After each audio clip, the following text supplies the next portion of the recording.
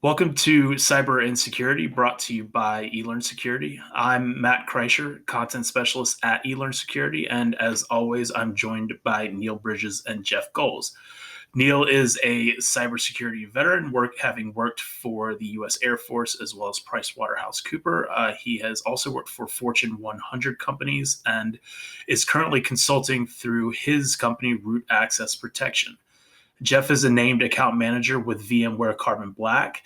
He has more than 30 years experience in the technology and cybersecurity sectors, helping clients around the world achieve first-class security protocols. Gentlemen, welcome to the show. Thank you. So we're going to start with Twitter, the subject kind of occupying the news, right? The cybersecurity news right now. So Graham Clark, a 17-year-old Florida resident, was arrested for allegedly masterminding the Twitter hack that everybody is talking about right now. The teenager faces 30 felony accounts and will be tried as an adult in federal court. We've spoke about the Twitter hack a few weeks ago, and I'm teeing this up because I know that Jeff and Neil have very different opinions on the hack. So, Neil, I'm going to start with you. How do you think we should view Graham Clark's crimes in relation to the hack? So, in other words, is he a criminal mastermind, or is this an amateur that kind of got in over his head? I'm very much on the amateur that got in over his head. I don't.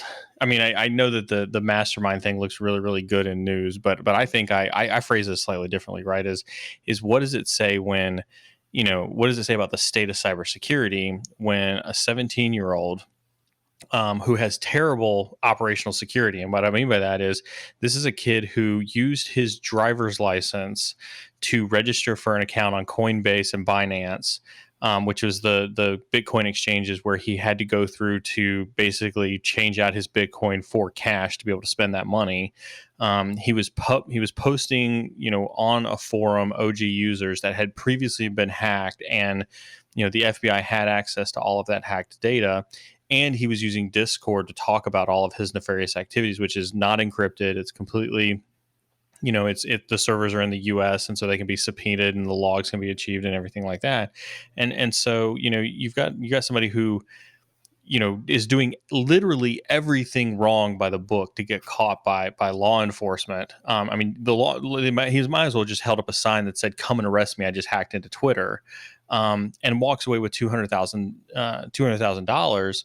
What does that say about the state of cybersecurity? It's not sophisticated. It's a horrible message to be sending. But so you're saying he was the smartest dumb guy or the dumbest smart guy? I don't know which one, but the reality is I think he was a genius in being able to navigate the social side of this. I mean, every hacker that is a great hacker is, granted, someone who can get away with it, which he didn't. But he had the other two pieces, which is he was able to navigate the technical side of this, and he was able to navigate the social side of this, and he got success in both areas. What technical did he have to navigate? He didn't have to create a 0-day. He didn't have to bypass any security controls. He didn't have to do anything. He had to pick up right, because the social side was good enough to be able to get by that.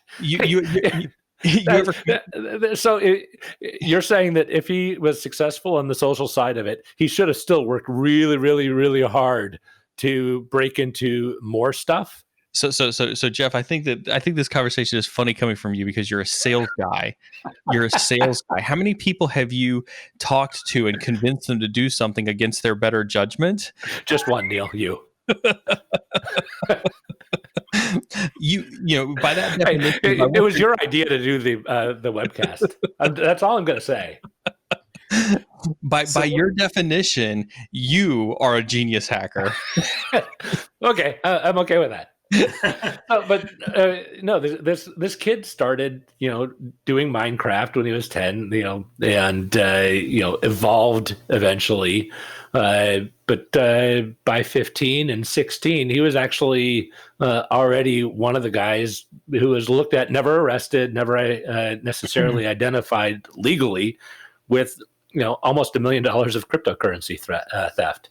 So, I mean, he's got a track record, at least by reputation, of being someone that's been able to do some things. And he did get away with that one, which kind of makes me wonder how he was so stupid in covering his tracks or not covering his tracks on this one. Well, but I think part of that is because he's a 17-year-old. And Yeah. before Neil jumps in, I think, it's worth mentioning that on the social aspect, he was able to convince somebody in Twitter's information technology department of that he was legit. So that does say something about his ability, whether you call it sales or cybersecurity or both, to influence somebody that really should have known better. This wasn't a social media manager. This wasn't somebody in marketing. This was somebody in IT that they were able to get into through. Well, I don't have the stats in front of me, and I can probably try to find them really quick, but there's actually some good stats out there that talk about how, there is a misconception that IT people are less susceptible to these types of social, attacks than to your point, Matt, marketing or sales folks or things like that.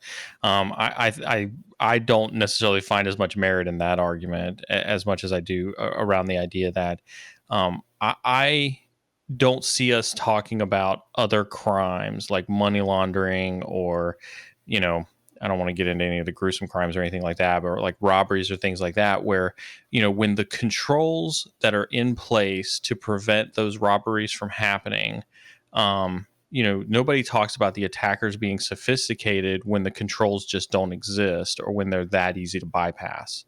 It's not sophistication because controls don't work.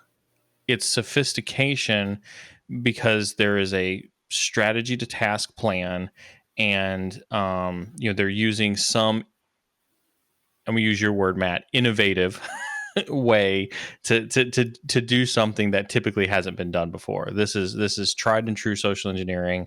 There wasn't anything innovative about it, and it was clear that the security controls that should have been in place at Twitter did not exist. And I think I think it sets a bad precedence for us to talk about sophistication, because then it lets Twitter off the hook for some very, very basic security controls that they should have had in place.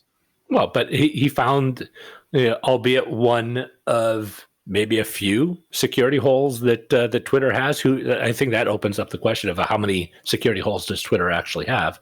But he was able to find it, right? So if there's one or a dozen security holes that are leaving them open to these kinds of attacks, this kid, not a mastermind by your account, found it. Like others are trying to hack Twitter. They're not being successful. So why? What do they say about blind squirrels? Well, it would be different if he was, 25 and for the last 8 years was trying to attack Twitter. He's 17 and, he dumb lucked into this in what? How long was he trying to get into Twitter? Well, couldn't have been that long. Yeah. I mean, I was going to say, I think the way that this reads all very, very spontaneous amongst the entire lot of them. I think there were 3 that were totally got arrested by all of this. I would. He was the quote unquote mastermind, Neil.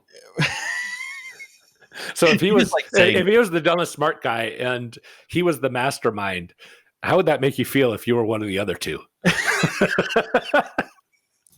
So now we're just going to start bashing them. Yes, exactly. Let's bash hackers. No, I stand by the fact that I think this is I think we give Twitter an out by saying that this was a mastermind and a genius attack. And because, I mean, these guys had, and again, if my definition of sophistication is slightly higher, then I'm willing to accept that. But I think there was no strategy about this. They didn't actually have an operational plan. Sure, they were able to execute tactically, but that's no different than a half job smash and grab job into a jewelry store where they just like throw on some mask and run in there and pop out with a few pieces of jewelry. And it just happened to be that the alarm was broken that day and that the cameras were in maintenance mode and nobody was in the streets to see what car they drove away in. That doesn't make it a sophisticated attack because they robbed a jewelry store. So let me ask you this then: is it possible that both things are true? That Jeff's point that a lot of people have tried to do this with Twitter, and this kid is the first one to succeed. And also, Twitter can't be left off the hook for the security protocols that they have or may not have. So, in other words, is this? To me at least, it's still impressive that the 17-year-old kid, it's done what a lot of people have for years been trying to do, which is a large scale attack on Twitter. But also, we really should look at Twitter's security protocols moving forward. Oh, and by the way, he monetized it to the tune of a couple $100,000. Right. So, Neil, you've said time and time again, though, that people are the weak link in all of security. 100%.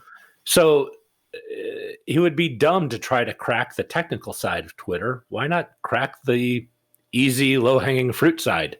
So you're giving kudos to the genius who works 5 times harder than he should have to.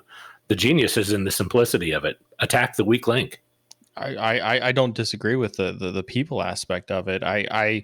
Again, I get back to, where show me Twitter's pen test where they tested the help desk. Show me Twitter's pen test where they did a social engineering engagement against the I team. Show me the results of their phishing, their regular phishing exercises that they're supposed to be doing where they phish their IT team, and show me what their susceptibility rate is of their phishing team. I mean, those are all controls that we're all presuming should have shown that staff was prepared to handle that type of attack. But you're in the same vein. You're presuming that those things did happen, and that they didn't exist, and then Twitter chose to do nothing about them.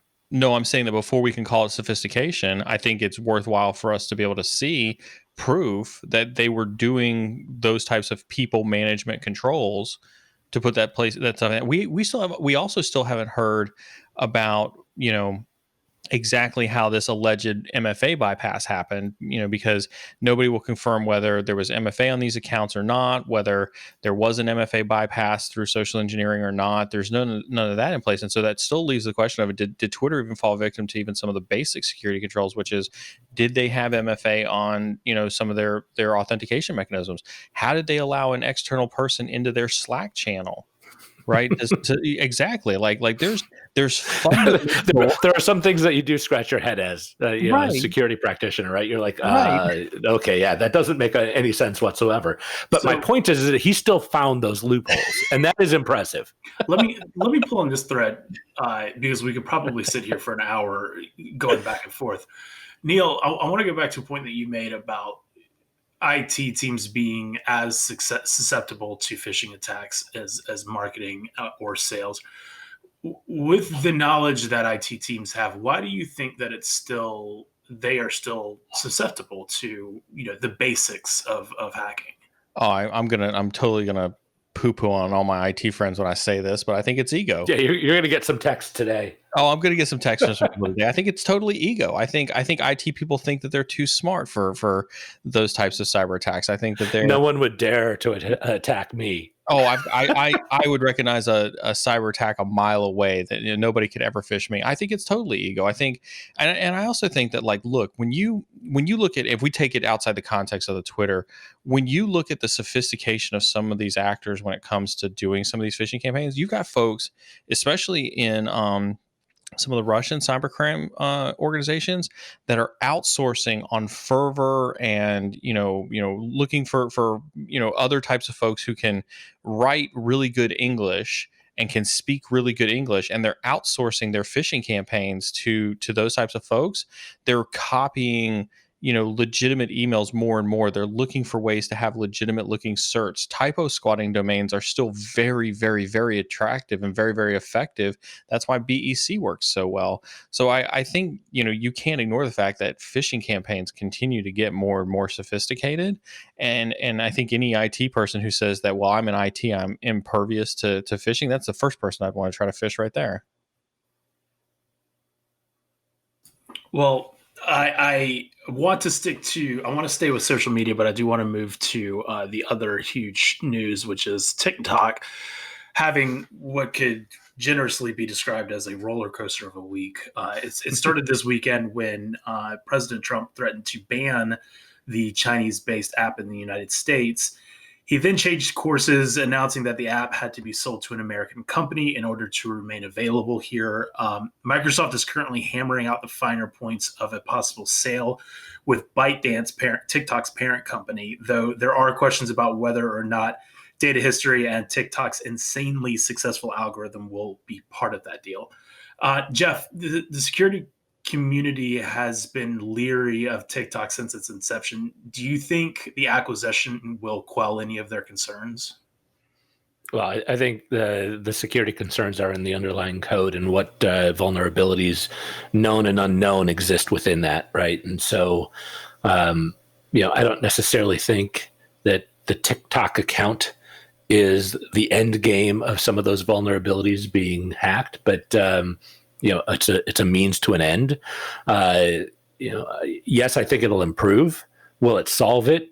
Maybe eventually, but ownership isn't going to change the vulnerabilities existing. It's only going to change if whoever buys them, probably Microsoft, if they can finalize the deal. I think they're in as good a spot as any to be able to understand how the program is written and how to make it their own without opening themselves up to vulnerabilities. I don't think Jeff can comment on anything TikTok related until we see a video of him doing Renegade on the TikTok app, going up Nice. on the eLearn security website.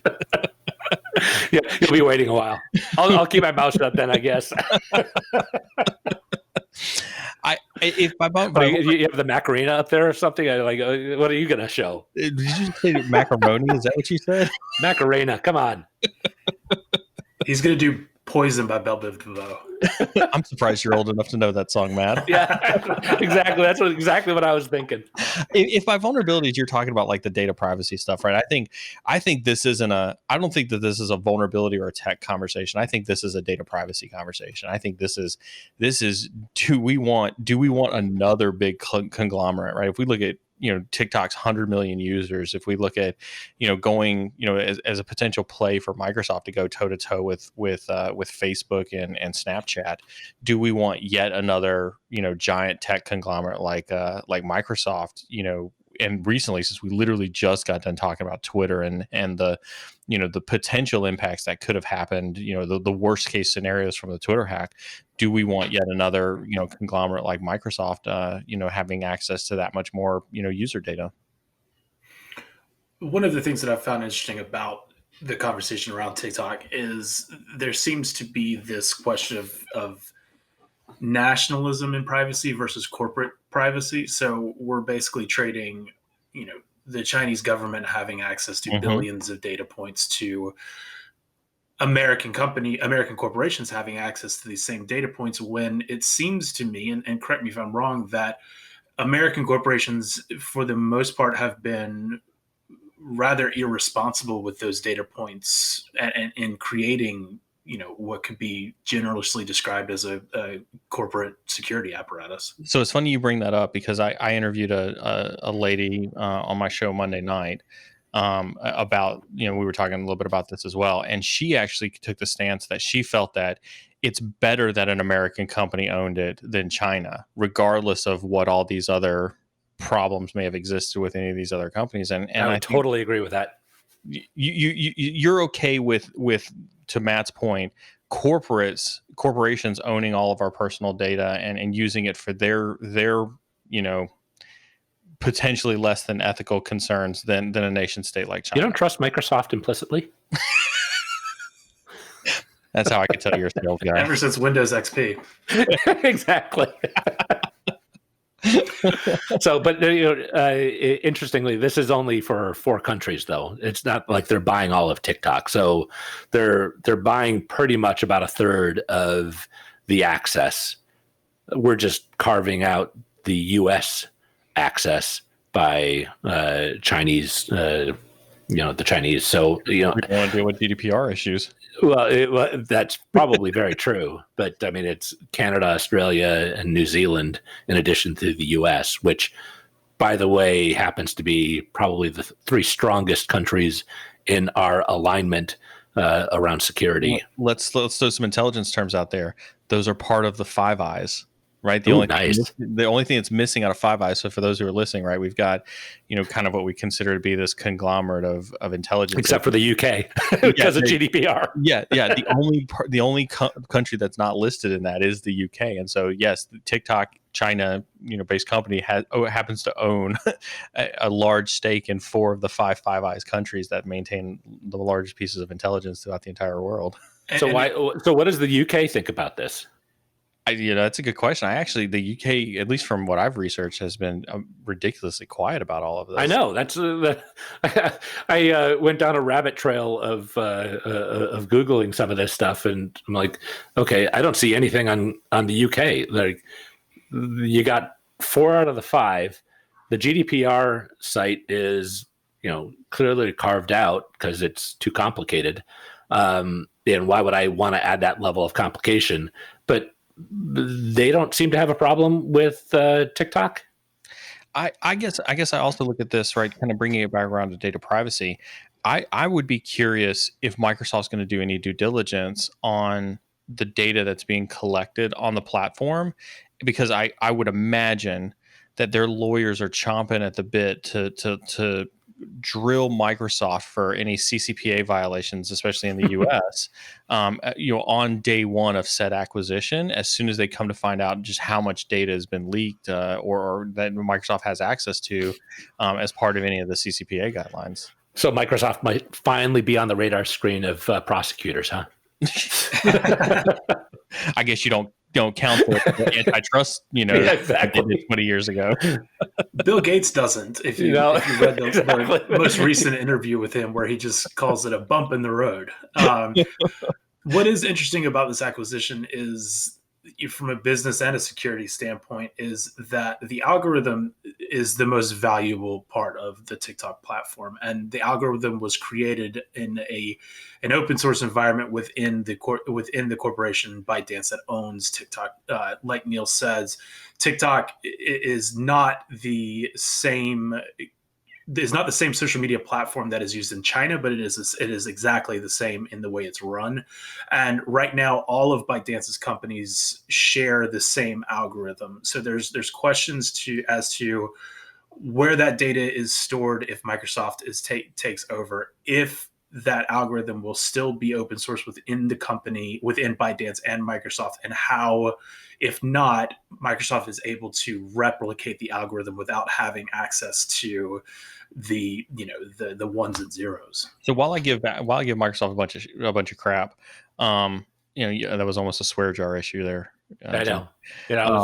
We actually want to have a swear jar in our house for you. For me. Yeah. But I don't this is where I'll give Microsoft some credit. I think Microsoft could replicate the algorithm. I think Microsoft already knows what the algorithm is. I think Microsoft's strictly going after the data. That's why I don't think they care about the algorithm from a M&A perspective with ByteDance. I think that they're going strictly after the data behind it. Well, and you start looking at this, marrying up the data then with LinkedIn data, and you now have a really interesting cross section of, my public work persona and my personal personas coming together, right? Either that or your employer's going to call you up and be like, "Why?" Yeah, exactly. Stop doing the Macarena, Neil. Stop doing Renegade on TikTok, Jeff. Yeah. Jeez. HR is going to love you. Well, before we go too far down the rabbit hole, let's change course a little bit. I want to talk about Instacart because this is a really interesting situation. So the company is in a bit of hot water after user information, which includes last 4 digits of credit cards, addresses, and order history, were discovered for sale on the dark web. Initial reaction, this would appear to be a security breach, but so far, Instacart has admitted to nothing. Instead, they're blaming app users for recycled passwords that were then used for credential stuffing attacks. Instacart does not appear to have any sort of multi-factor authentication, which is certainly common practice for people because passwords are reused so often. So I guess I have a 3-phase question. Was the company hacked? Are they passing the blame, or do you think, and I quote from Instacart, security of Instacart customer accounts and data is a top priority?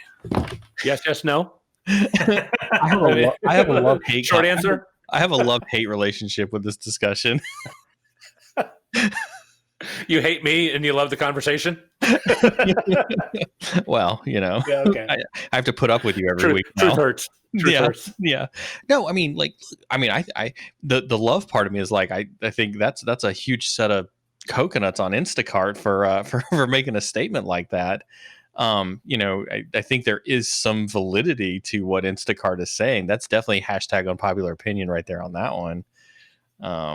You know, So but I do think that there's some validity, but it does remind me of Major League Baseball owners currently blaming the players for coronavirus outbreaks when they didn't have the time or effort to actually implement any sort of health and safety measurements. So it would seem that Instacart has not done enough in securing the app from people reusing passwords, especially since they probably knew that was going to happen. We need to save you from yourself. No, see, Jeff, that's you're going down that rabbit hole. I don't think so. This is the pain conversation, right? About how I knew where you were going. Yeah, with this. like we can't baby users all the time. Like, I mean, that's just not. I mean, I did a stat. I'm sorry, you can't say that. Why? We can't baby users anymore. We need to stop. I did a stat the other day, right? There are 15 billion sets of user credentials for sale on the dark net right now, and the average user has to potentially put their username and password into about 70 to 80 different websites every year, right? You can't help a user reusing the same password. No organization should own the responsibility that says, I'm going to scrape all 15 billion of those passwords and make sure that none of those passwords are used in my environment ever. Like, that's just not possible. All right. So what do you suggest to people who, because you're not going to solve this problem, right? No. And you're going to have more and more of the Instacarts out there saying, we're just fine. We love our customers and their security is totally important to us. And that cynicism was just a little deep on that one. Yeah, a little sappy.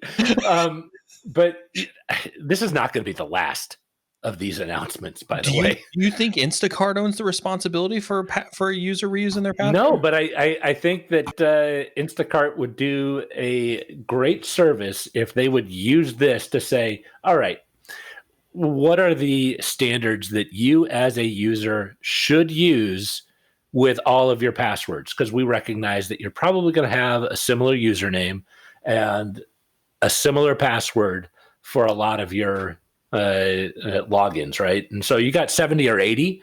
How are you going to remember it all, right? And so maybe you do. And I'd actually love to get your feedback on this. Maybe you do like all of the totally irrelevant usernames and passwords or what websites that you need to log into, you use the same username and password. Who cares, right? So they can have access to all of my Chicago Tribune readings. Like, I really don't care if you read all of the same Chicago Tribune articles that I read. So have that username and password. You hear that, everybody? Jeff's username and password is Chicago Tribune 123. Go read his news for him. No, the password's password 123. But like, so for your benign websites, you have a relatively low level of security, but I'm sure as heck not going to have the same password for my email address or for my financial institutions. Like that would make no sense, right? Let me ask this. The way I view this is I do think it is, I don't think it's an either or issue. I do think that we can blame users for recycling passwords, but we can also say that Instacart could have done more to, require multi-factor authentication, even the easiest multi-factor authentication, which most people at this point, especially people who are in the demographic that are using Instacart, are used to using. So it to me is an abdication of responsibility on Instagram's part, but it is also an irresponsibility of the consumer reusing passwords. And unfortunately, companies have to realize that we live in an online ecosystem where that happens, where passwords are reused. And for both security and PR concerns need to create go-to-market strategies that address that. So I don't disagree with your statement, Matt, and Jeff. Dear God, I forgot your name for a second there. We've been friends for 4 years. Hi, my name's Jeff. Thanks for introducing yourself. I want to answer your question about what is the kind of a better practice strategy, not necessarily the right strategy, but to your point, Matt, I don't think I'm absolving Instacart of not having multi-factor authentication, but Instacart's not the first website to have had to deal with unauthorized access to personal information due to password reuse. We're just mad, and I generalize we're just mad because they had the coconuts to come out on Twitter and say, not our problem that you use the same password across 78 websites. If you look at literally 50 of the last breaches that have happened in the last year or two, I can probably almost guarantee you that if they were authentication related, it was probably because of password reuse and the lack of multi-factor authentication. But I will tell you this, though, Neil, that if I was on Instacart, which I'm not, and my information was stolen from them, that is now accessible or making my other accounts accessible, I'd be mad at Instacart and I'd be mad at myself. But the problem is that they are the ones that leaked this stuff, and I say leaked because they allowed for the security breach to happen.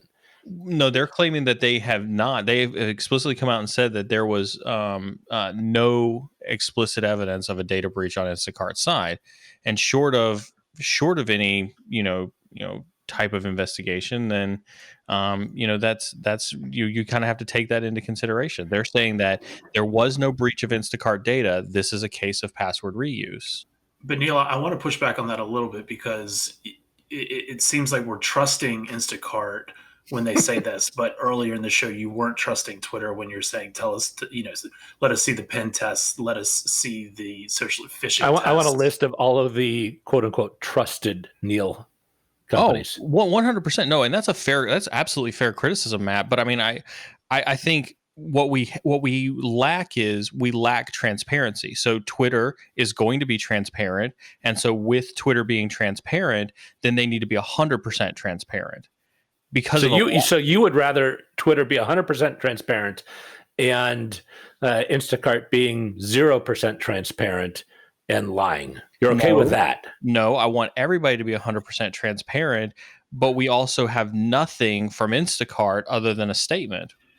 For the people listening who couldn't see Jeff chuckling after asking that question, it was the look of somebody stirring the pot. Yeah, that's exactly what it is.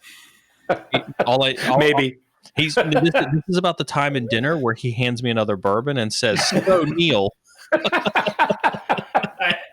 I want to I'll make one last point before we move on. Is that Neil? I don't necessarily think that people are mad. I do think that some people are. I do think that when faced with the absolute minimum that Instacart could have done to protect reused passwords, instead of admitting that they didn't do it, they put the blame on the consumer. And I think that I'm not necessarily mad or impressed. I do think that is a very interesting response. And I think it's one that only a company that doesn't see any competition at all will be able to give. What's that? There was that movie, right? You're either incredibly smart or incredibly stupid by making a statement like that. Like, I agree with you. Like, I would never defend a company that says, well, we could have done multi-factor authentication, but we chose not to. That is a straight up 100% irresponsible statement. Well, and one of the reasons they were and are the de facto standard in this space is because they were super easy, because you don't have two-factor authentication, right? It's like, oh, I love using these guys. I just go on, I log in, and boom, done. And I'm there. I don't have to do it. I don't have to do any of that annoying security stuff. But yeah, and a point against Instacart is that, and we've talked about this before, is that water flows downhill. It's certainly possible that attackers were targeted Instacart because they knew that they didn't have multi-factor authentication.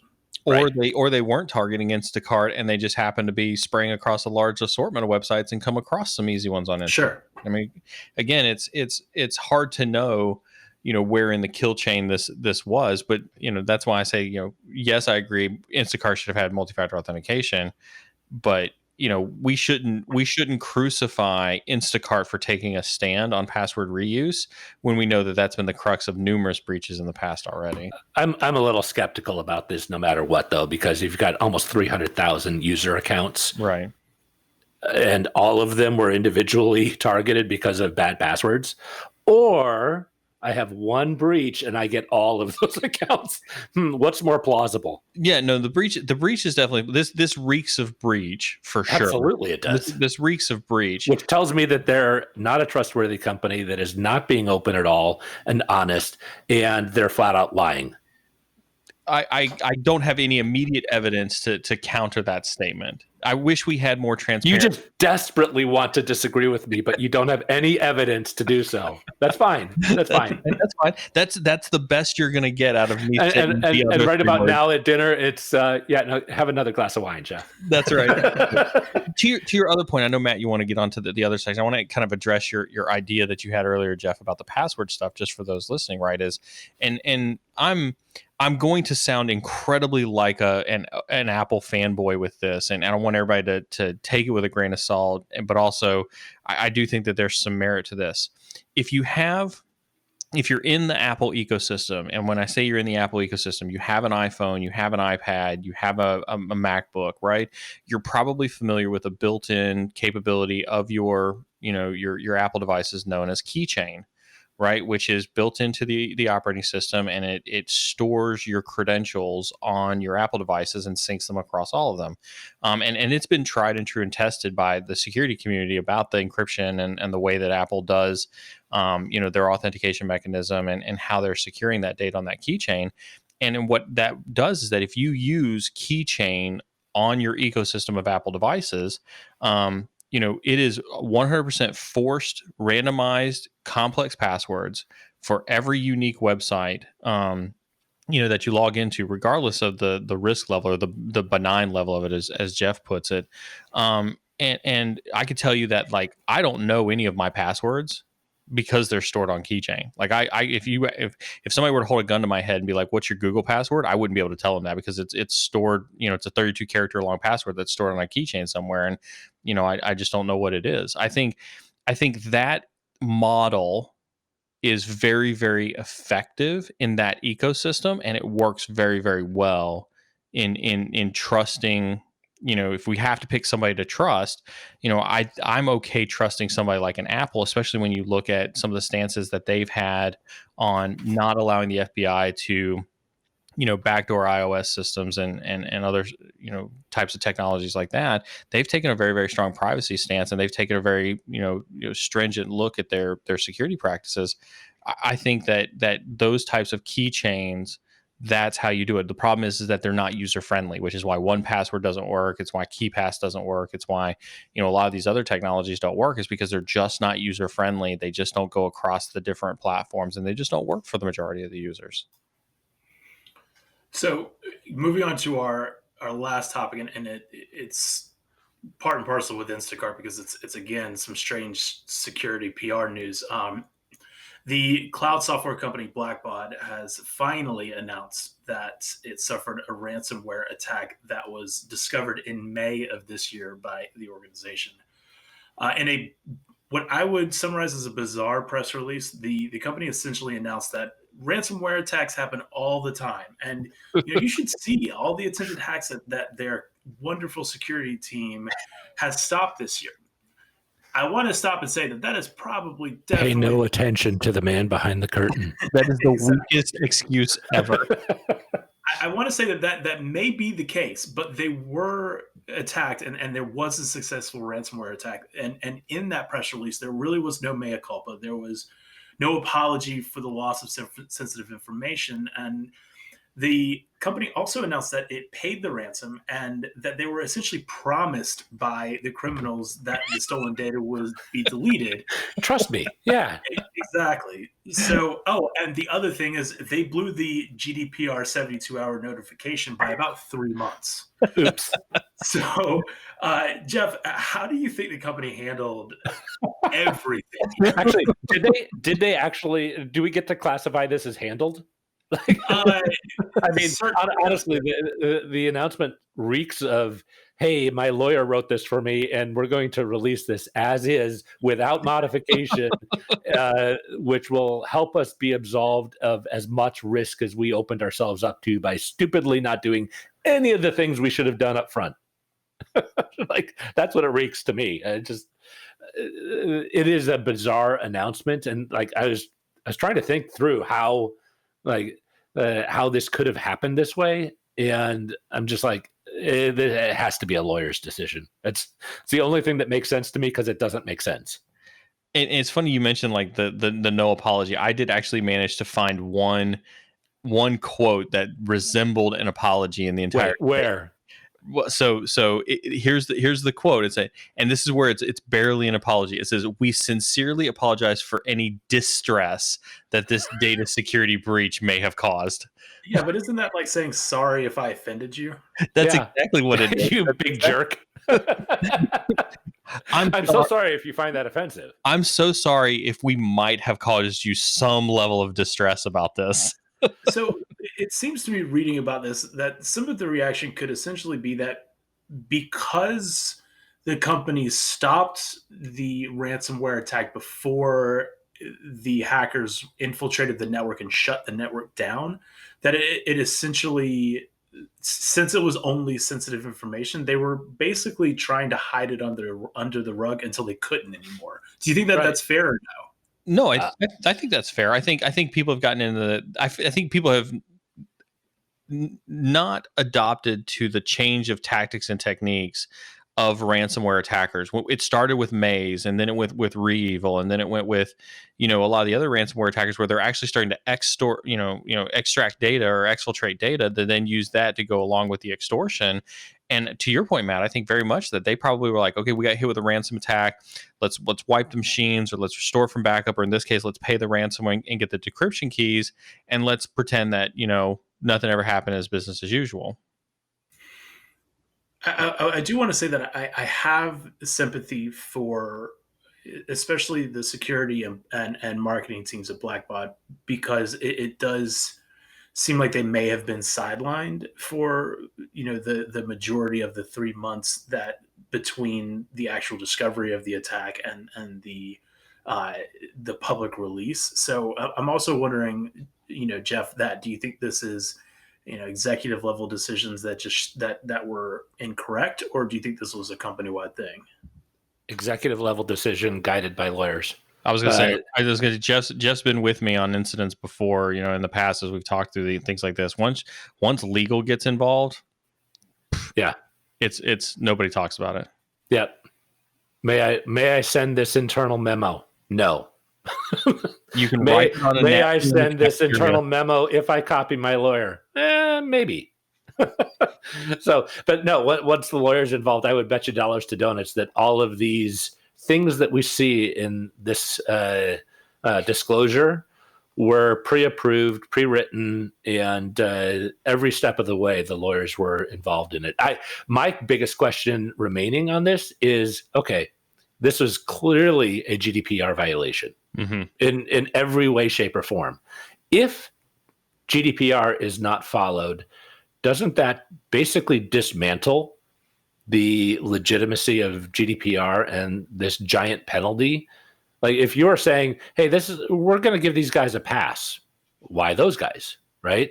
And so, there's a giant privacy hammer out there with GDPR that basically becomes nothing more than a cotton ball hit if they don't do something about this. I'm just kind of curious, what are they going to do? I think you make a very valid point. I think if you don't follow up with the GDPR regulations, I think you are, you are devaluing, all the work that every organization was doing to put in any level of control. And you're basically saying, JK, glad you did it, but if you get breached, here's the roadmap for how not to pay for your 15% fine. Right. Just wait. GDPR will forget about you. Don't worry.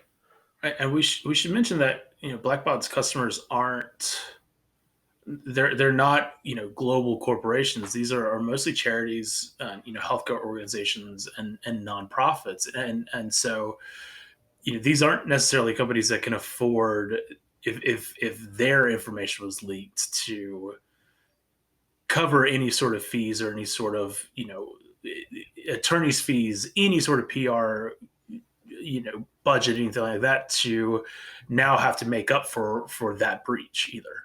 Yeah, I know, Neil, you do a lot of work with nonprofits just because for a fact that they can't afford the really good quality security guidance and services that they desperately need. They are equally vulnerable, if not more so. And the reality is, if they get away with this, this puts every one of these nonprofits in a worse space after this than they were before, which was already, albeit a bad space entirely. So it's nonprofits. It's also like, if you look at the list of people, there's also a ton of universities that are on this as well. And I feel particularly bad for universities because they have, I've worked with university CISOs in the past, and they have got such a hard job between keeping and allowing to have that open freedom of information on a network with as many minimum amount of controls as possible. And then you have to contend with a third party. And I think that this really lends itself to a third party risk management conversation as much as it does a disclosure conversation of Blackbaud, where you've got universities that are now being left out, again, to your point, same bucket as nonprofits, where they are struggling to figure out how are they going to justify the cost of remediating this to the university leadership team. Well, I love it when PR related stuff is in the news, because this is definitely my my little pet project. So this was a lot of fun. Thanks for joining us this week. For the latest episodes, subscribe to INE's The IT Experts Network, wherever you get your podcasts, or check out eLearn Security's YouTube page. Guys, thanks again, and we will talk next week. See you. Thank you.